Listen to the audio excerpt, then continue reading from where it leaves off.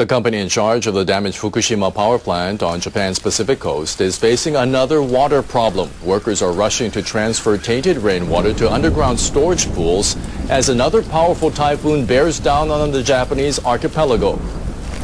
Typhoon Francisco is expected to hit the country's main island on the weekend. Officials from Tokyo Electric Power Company have received permission from the Nuclear Regulation Authority to use several underground pools. They have a storage capacity of about 9,000 tons. Managers stopped using several of the pools in April after leaks were discovered, but they now say they have no other option but to use 3 of the other pools. The company has been storing tainted rainwater in hundreds of above-ground tanks at the plant and in the basement in a turbine building, but they are now almost all full.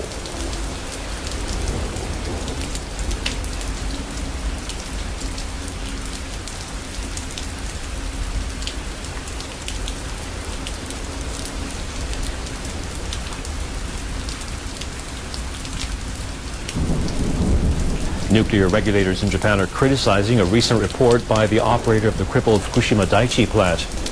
Managers of Tokyo Electric Power Company submitted the document last week outlining the safety measures in place at their nuclear facilities. Members of the Nuclear Regulation Authority met in Tokyo to discuss the report. It details the measures TEPCO is taking to prevent radioactive water leaks and other problems at Fukushima Daiichi. One authority member called the report unconvincing and expressed doubts about whether the utility would be able to deal with other challenges that may arise in the future.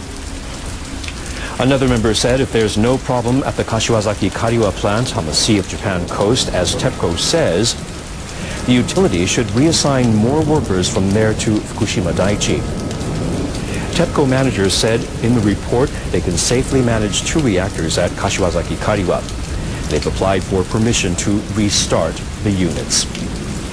The chairman of the Nuclear Regulation Authority, Shunichi Tanaka, says TEPCO should be questioned thoroughly. He plans to hold a meeting with the utility's president soon.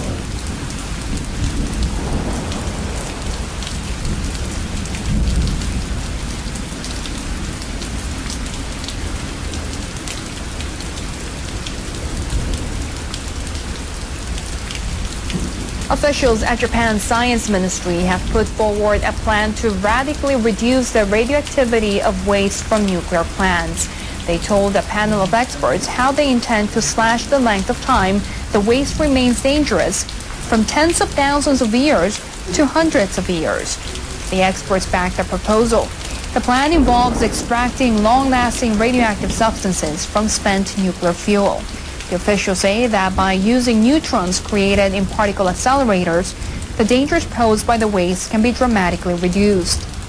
They say that if the plan succeeds, it will also cut the required disposal space to about 100th of current estimates. Now, the Japanese government is currently planning to bury toxic waste from the nuclear meltdowns in Fukushima deep underground, but it can't settle on a location because of community opposition over safety concerns.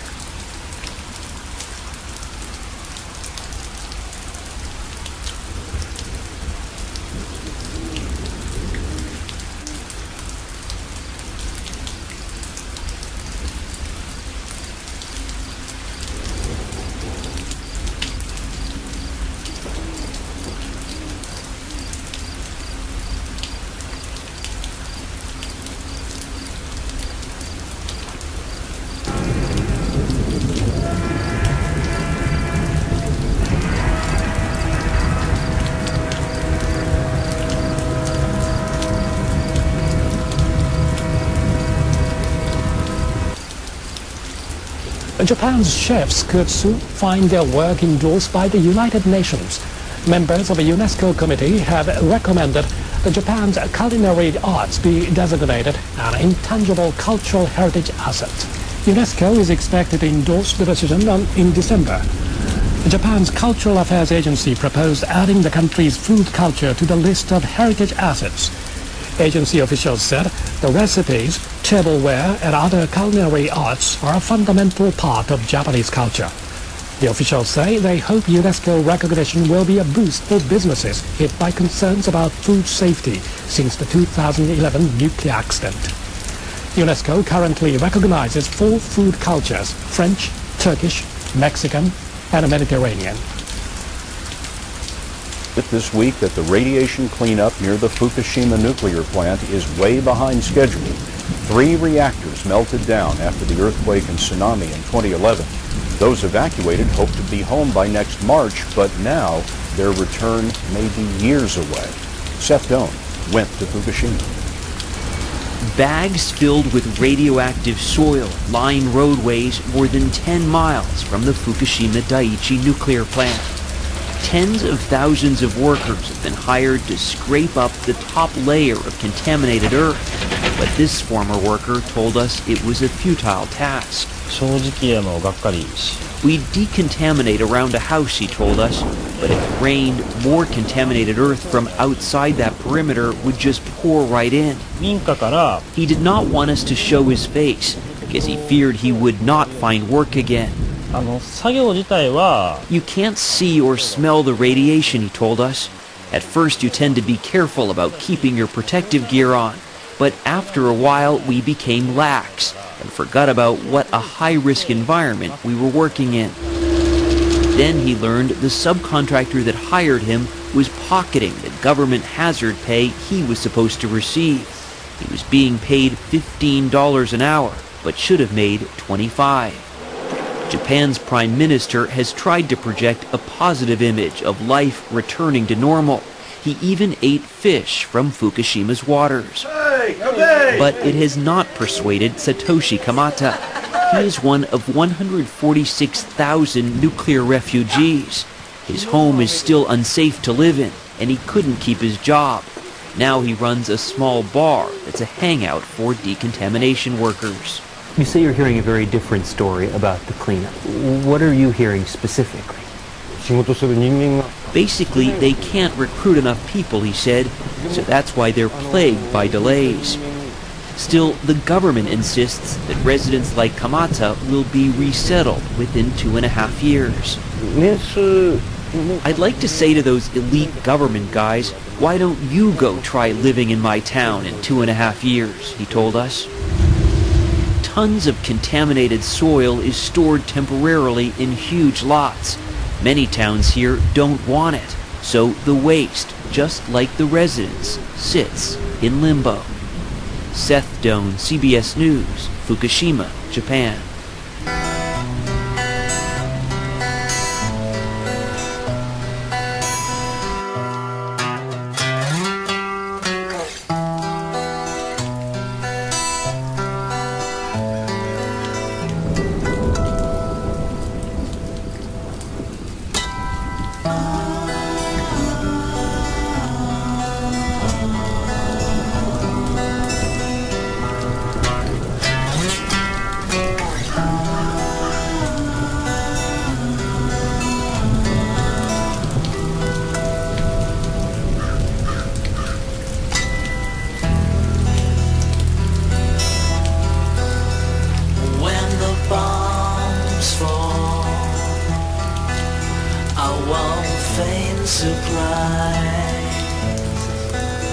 It won't come as a shock, 'cause I never believed their lies.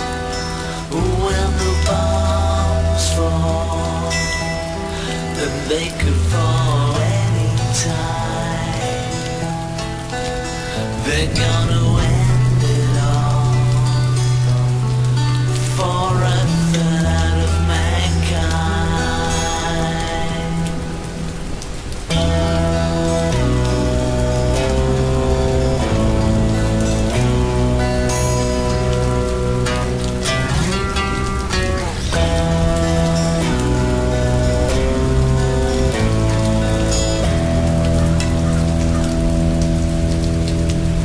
When the bombs fall, don't have a one put over your eyes. When the bombs fall, you wonder how you've been so blind. When the bombs fall, and if they fall on me, my dear, better look to the sky, 'cause your redemption is near.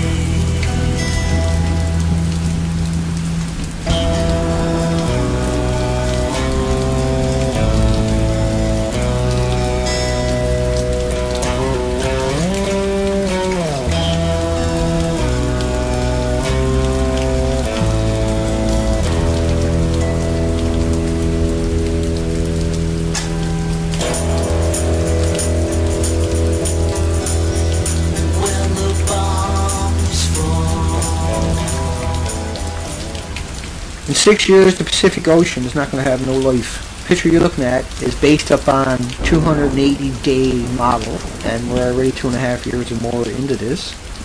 But they never took into account, they just took into account a few of the big original spills, came up with this model that you're looking at. And so what I'm telling you now, and what you know, and what you can go and research, and just go check everything yourself, is that with 600 tons or 300 tons, whatever, every day going into the ocean is not in the model.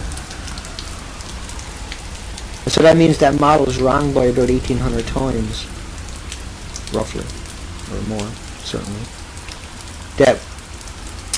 See, a lot of this, you got rain coming down on Fukushima, all that water is coming out. You got snow, all that water has to come out. You have underwater aquifers, all that water is coming out. It has to run around the cores. It has to run past all these hot rods, right? So if I took one of those rods and I put it in a lake, say New York or something, where the water supply, they could never use it ever again. So imagine, I'm not laughing, but imagine 600,000 of these rods. Imagine 3 melted cores. Imagine building 4 with 5 full pools still there, and the building is tipping over because they sprayed so much water the foundation has become liquefied. The ground all around that entire site, because the entire site is full of rods, so they have to spray that entire site. And that water is the water they're trying to catch and pump into tanks, but you can't sustain it. And so when you get big rains, for instance, you're going to get massive spills, not counting what's actually all that rain is washing out. And when you go down to the shoreline, the tsunami destroyed all the pumps, and that all the pump housings, the basements are all full of radioactive water. The tunnels all around this place are full of radioactive water. You can't access anything. And in less than 6 years, because of the way the currents flow, the entire Pacific Ocean. Now, a Japanese beverage firm has introduced a hot soda. A Japanese beverage firm has introduced a hot soda. It's hoping to lift demand for carbonated drinks that do decline when the chilly season starts to set in.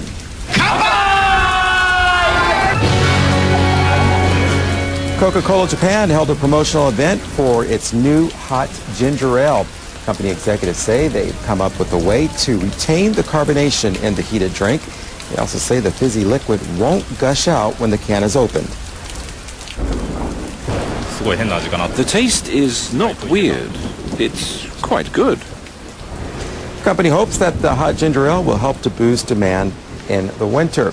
Now, beverage makers say winter sales of carbonated drinks often end up at about half the levels of summer. Another major beverage maker, Kirin Beverage, is also to market its hot soda soon.